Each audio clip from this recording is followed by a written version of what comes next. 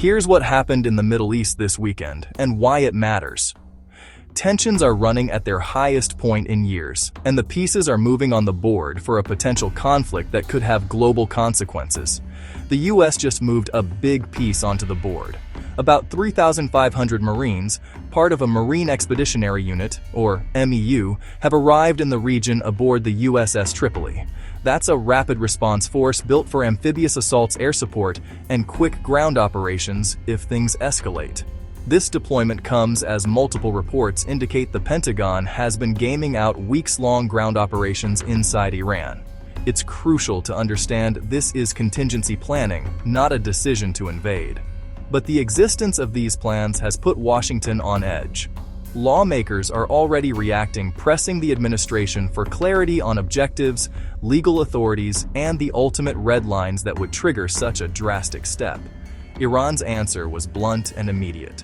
Officials warned they would, quote, set on fire any U.S. troops that enter Iranian soil. They've also threatened to target U.S. assets across the region, specifically naming naval forces like the carrier USS Abraham Lincoln if they perceive an imminent attack. Let me break the stakes down in simple terms. Number 1. Troops and posture.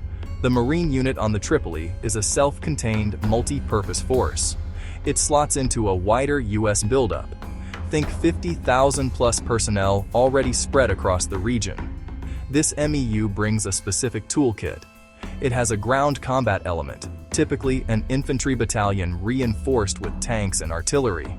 It has its own air capability, a composite squadron of helicopters like the CH-53 for heavy lift, Cobras for attack, and crucially, F-35B jets that can take off and land vertically from the ship's deck, providing close air support far from traditional runways.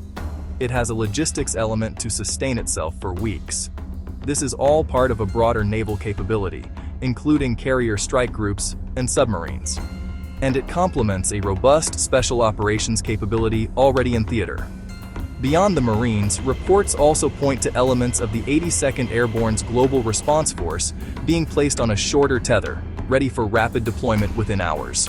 Now, to be clear, that doesn't mean war is inevitable. Far from it. It means the US wants credible options, and the leverage that comes with them. It's about signaling to Iran that the US has the capacity and the will to respond to provocations. Number 2. What Washington might do. The Pentagon plans aren't for a full-scale occupation. They focus on limited, achievable objectives.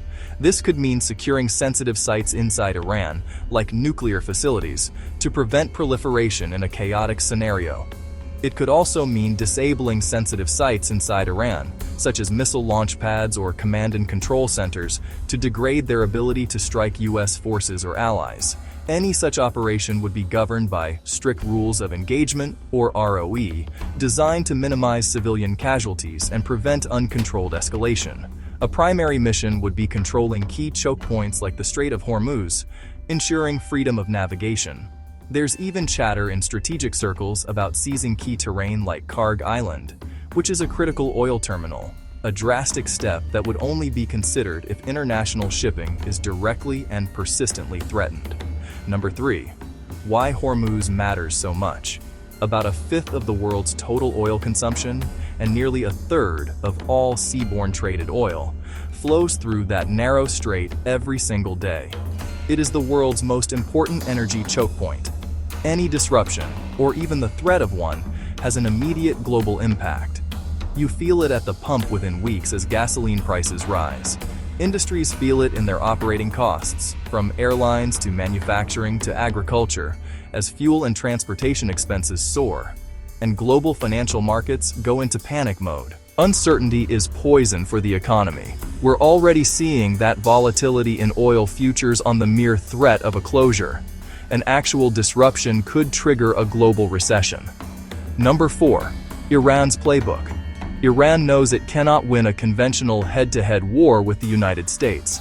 Its strategy is asymmetric. It's not about winning, it's about imposing costs. Their primary tools include a large arsenal of ballistic and cruise missiles, a sophisticated and growing fleet of drones which can be used for surveillance or as one-way attack munitions, often called suicide drones. Maritime harassment, using swarms of small, fast attack boats to menace commercial shipping and military vessels in the Persian Gulf, and applying pressure on U.S. bases and allies throughout the region, using proxy forces in places like Iraq, Syria, and Yemen. Iran doesn't need a conventional military victory to achieve its strategic goals and win leverage. It just needs to raise the political, economic, and human costs for the U.S. and its partners, and create unacceptable levels of risk. So, with all that said, are ground troops going into Iran? Not confirmed. And it's critical to repeat, planning does not equal go time. But the Marines are now positioned to move swiftly if the White House gives the order, or if an unforeseen incident spirals out of control fast. Here's how a potential escalation could unfold, step by step. First, a shipping incident in Hormuz. A mine, a drone strike, or a naval confrontation spikes oil prices and creates panic. Second, the U.S. responds by escorting tankers with naval vessels and deploying more air and missile defenses to protect shipping and regional bases.